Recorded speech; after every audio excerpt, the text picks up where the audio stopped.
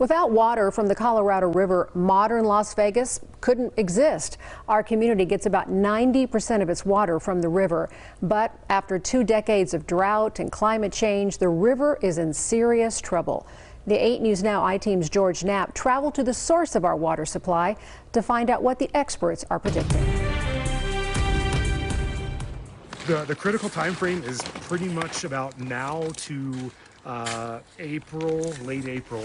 So here's the process that we typically go through. Brian Dominocos was educated to be an engineer, but you wouldn't be wrong if you called him a professional snowman. 52.0. He's a supervisor for the Colorado Snow Survey, a crucial program carried out by a little-known federal agency, the Natural Resources Conservation Service. They monitor and measure snowfall in the Rockies. It's that maximum snowpack that gives us the best idea of how much snow we're going to have to actually run off into the streams, and then will, of course, be our water supply for Colorado, New Mexico, Arizona, Nevada.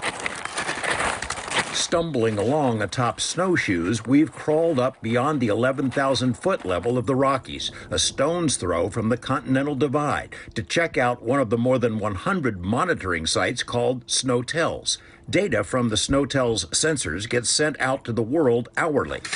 The team carries out tests to measure the depth of the snowpack, but more importantly, its weight.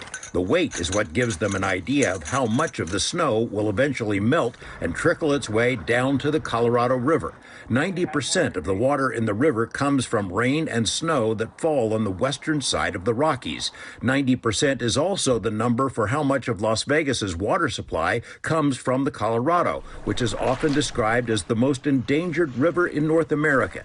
Everything that happens in Las Vegas, all growth and economic activity, is dependent on the river. We know that right now at this site, snowpack is 83% of normal. 83% of normal may not sound so bad, but it comes after more than 2 decades of extended drought in the West. Temperatures have climbed. The hotter, drier climate means the West is caught in a vicious cycle.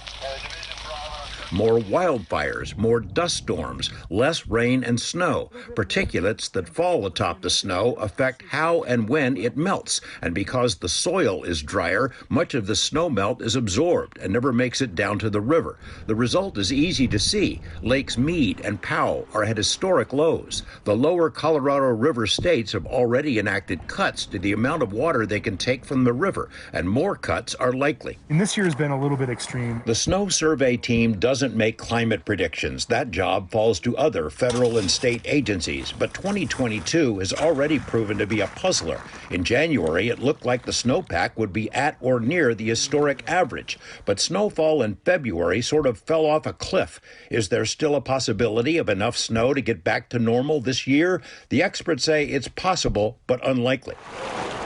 The snow monitors hope that as Las Vegans frolic in pools and water their lawns, they appreciate how precious this resource is. Creating a general awareness across the entire United States would really help boost and give a better understanding of how important it is and why monitoring it and being conservative with the water that we have, with the snowpack that we have, is such an important part of life out here. George Knapp, 8 News Now.